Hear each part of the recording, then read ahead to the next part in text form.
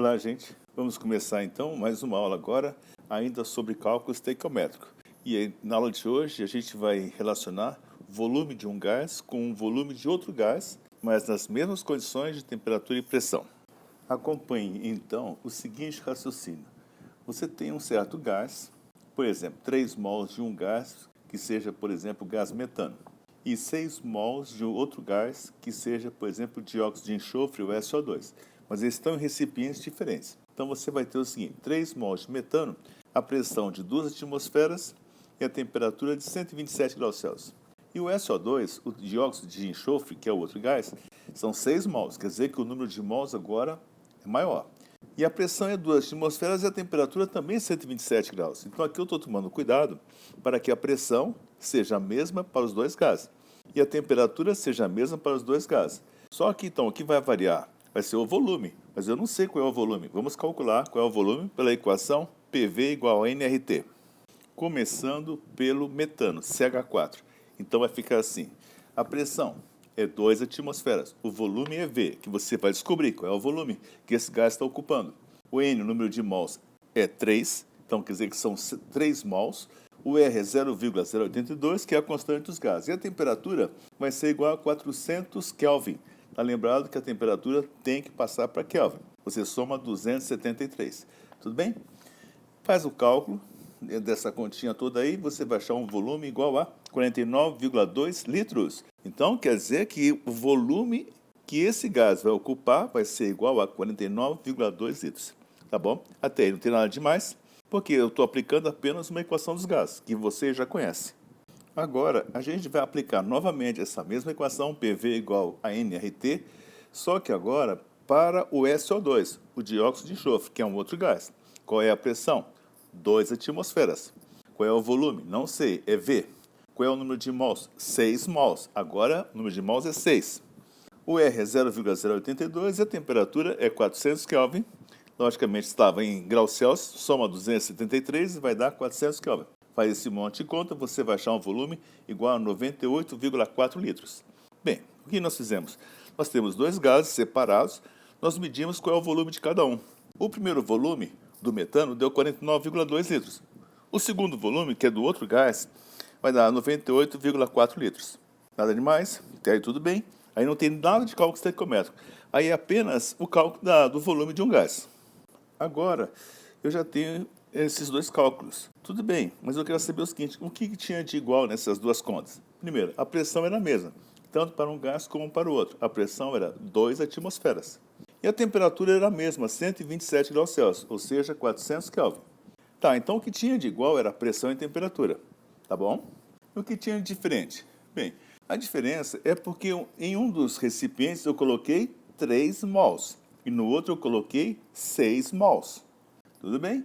Bom, e no final das contas você faz o cálculo e você observa que o volume de um gás deu 49,2 e do outro gás deu 98,4 litros. O que a gente pode observar, então, agora de interessante? Bem, o que você deve observar é o seguinte: um gás, você tinha 6 mols, e no outro você tinha 3 mols, quer dizer que 6 mols é o dobro de 3, quer dizer que o número de mols era 2 vezes maior. E o volume que deu, então, o segundo gás, deu 98,4 litros e o primeiro deu 49,2, quer dizer que também deu o dobro. 98,4 é o dobro de 49,2. Ah, bom, então quer dizer que quando a gente aumenta o número de mols, aumenta o volume. Lógico, desde que seja a mesma pressão e temperatura. Era exatamente isso que a gente gostaria que você conhecesse. Nas mesmas condições de pressão e temperatura, a proporção entre o número de mols dos gases é a mesma entre os volumes desses gases. Aqui uma pequena observação. Quando a gente fala mesma pressão e temperatura, não quer dizer CNTP. CNTP quer dizer temperatura 0 graus Celsius e pressão 1 atmosfera. Você pode até fazer o problema na CNTP, mas não precisa. Eu estou dizendo assim, nas mesmas condições de temperatura e pressão. Pode ser qualquer temperatura, desde que seja igual para os dois.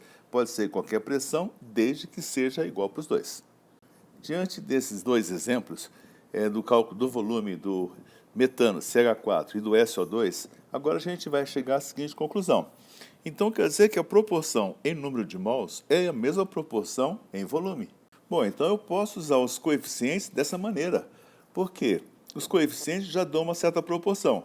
É sempre essa proporção está em mols, mas já que ela vai ser a mesma que o volume, então eu já posso considerar o próprio coeficiente como sendo o volume, desde que seja gás. Você não pode fazer essa comparação entre um sólido e um gás, ou entre um líquido e um gás. Tem que ser entre gases, entre duas substâncias gasosas. Você pode fazer essa comparação. O próprio coeficiente vai dar a proporção em volume. Então vamos ver um exemplo.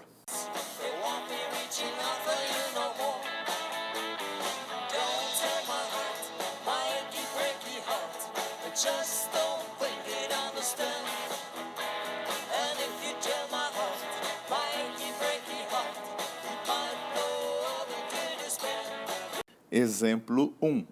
Qual o volume de oxigênio que reage com 8 litros de hidrogênio, ambos medidos nas mesmas condições de temperatura e pressão?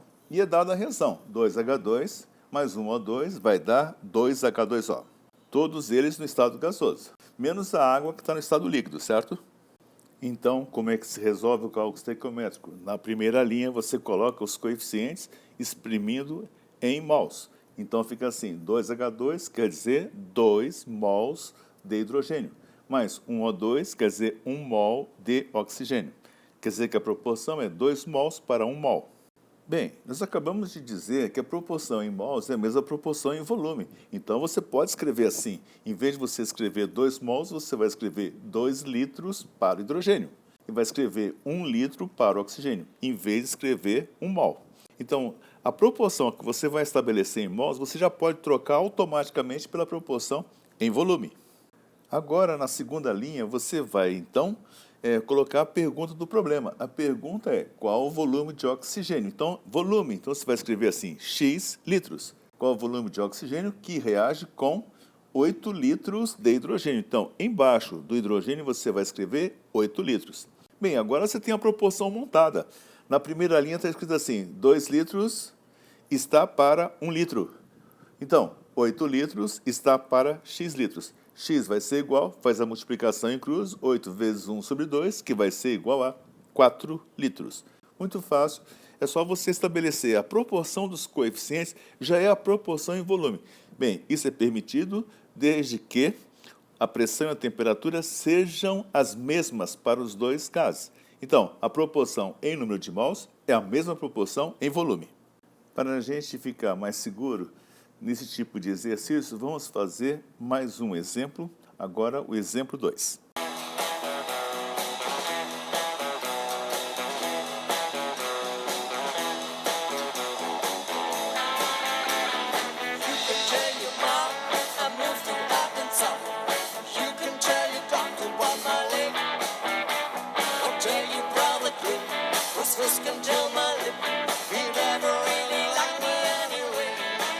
O exemplo 2 diz o seguinte: de quanto é a contração de volume em porcentagem da reação de 60 litros de SO2 com oxigênio O2 para produzir SO3. Todos os gases estão nas mesmas condições de pressão e temperatura. E a reação é a seguinte: 2SO2 mais 1O2 vai dar 2SO3. Beleza, então a reação já está balanceada. E agora veja que são todos gases. Então eu posso utilizar o próprio coeficiente como sendo volume. Então na primeira linha eu vou escrever assim, 2 litros de SO2 mais 1 litro de O2 vai dar 2 litros de SO3. A proporção dos coeficientes é a proporção em número de mols, logo é a proporção em volume. Então na segunda linha agora você coloca a pergunta, se você tiver 60 litros de SO2, quantos litros de oxigênio você iria necessitar para fazer a reação? E quantos litros de SO3 você iria obter? A gente está chamando agora de Y litros. Tá bom. Então vamos primeiro calcular qual seria o volume de O2, que vou chamar de X. Então vai ficar assim, cálculo do X. Multiplica em cruz, vai ficar assim, 60 vezes 1 sobre 2, que vai ser igual a 30 litros. 30 litros é o volume de oxigênio necessário para ocorrer essa reação. Beleza? Vamos calcular o Y agora, que é o SO3. Você faz de novo uma regrinha de 3. 2 litros de SO2 na primeira linha está para 2 litros de SO3, assim como 60 está para Y. Y vai ser igual, faz a regra de 3, você vai achar 60 litros de SO3. Muito bem, então agora eu vou colocar na equação todos os dados que nós já temos. A primeira linha é a dos coeficientes e a segunda linha é a linha dos volumes que você está usando na reação. Então vai dar assim, 60 litros para o SO2, depois 30 litros para o O2 e vai dar 60 litros para o SO3. Tudo bem? Mas a pergunta não era fazer esse cálculo, a pergunta é assim, de quanto foi a contração? Bem, a contração, então você vai verificar o seguinte, quantos litros eu tinha no início? Eu tinha 60 litros com mais 30 do O2, quer dizer, os reagentes todos, a soma vai dar 90 litros. E dos produtos? O produto é o SO3, vai dar 60 litros. Então, quer dizer que a soma dos volumes dos reagentes deu 90 e dos produtos deu 60. Então, diminuiu o volume. Então, nós dizemos que houve uma contração. Bom, de quanto foi essa diferença? Bom, tinha 90, depois tem 60, quer dizer que 90 menos 60 vai ser igual a 30 litros. Essa foi a contração. Mas se eu quiser expressar em porcentagem, em porcentagem é muito fácil. Você vai colocar assim, 90 litros era o total que havia no início. Isso equivale a 100%. Tudo bem, o volume dos produtos deu 60 litros, o que corresponde então a X%. Faz a regra de 3, X vai ser igual a 60 vezes 100 sobre 90, que vai ser igual a 66,7%. Essa é a porcentagem do volume em relação ao que tinha no início. Mas, bem, ele quer saber de quanto foi a contração. Então foi assim. Você tinha 100% menos. No final, deu 66,7%. Então, a contração percentual vai ser a diferença. 100% menos 66,7% é igual a 33,3%. Para a gente encerrar essa lição, queria que vocês conhecessem esse nome, Gay-Lussac. Esse químico francês, em 1808, percebeu que os volumes dos gases que reagiam se encontravam numa proporção simples. Isso é conhecido com o nome de Lei Volumétrica de Gay-Lussac. A Lei Volumétrica do Gay-Lussac tem o seguinte enunciado. As substâncias gasosas que reagem e que se formam guardam uma proporção constante de números simples. Números simples são números pequenos e inteiros, sendo todas as substâncias medidas na mesma temperatura e pressão. Essa era a única restrição que havia. Para a gente, então, encerrar essa lição, eu queria que vocês guardassem o seguinte. Os coeficientes da reação dão a proporção em número de mols ou em volumes apenas entre as substâncias gasosas, nas mesmas condições de temperatura e pressão, obviamente. Bem, vocês devem conhecer essa sigla CNTP, Condições Normais de Temperatura e Pressão. Essa é uma situação especial. Pressão de uma atmosfera, temperatura 0 graus Celsius. E o volume de um mol de qualquer gás já foi medido nessas condições. Ele vale 22,4 litros, mas isso aí só vale na CNTP. Aí você pode perguntar assim, bom, e nas condições ambientais? Bem, quais são as condições ambientais que nós vivemos? Nós vivemos, em média, a pressão de uma atmosfera. Tudo bem. E a temperatura não é 0 graus Celsius. Nós vivemos, em média, aproximadamente aí, a 25 graus. Tudo bem. Então, qual seria o volume molar, volume de um mol nessas condições? Pressão de uma atmosfera, temperatura 25 graus. Vamos fazer o cálculo. Vai ficar assim. PV igual a nRT, certo? A pressão é 1, o volume é V, que você quer descobrir, o número de mols é 1, porque quer saber o volume molar, volume de um mol, 1. O R é 0,082 e a temperatura 25 graus Celsius corresponde a 298 Kelvin. Você vai fazer essas continhas aí e você vai achar 24,4 litros. Então, 24,4 é o volume molar nas condições ambientais. Em média, pode mudar também a temperatura, pode mudar a pressão, mas aproximadamente é isso aí. O valor mais usado para essas condições é 25 litros, porque realmente nós não nos encontramos nessa temperatura, 25 graus. É sempre um valor um pouquinho maior do que 25. Então, o volume final vai dar 25 litros por mol. Esse é o chamado volume molar nas condições ambientais. Agora, você deve fazer um pouquinho de exercício para ganhar um pouquinho de habilidade, domínio da coisa. Tá bom? Bom trabalho!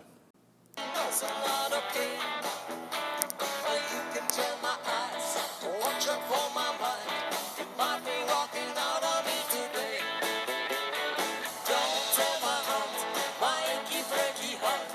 just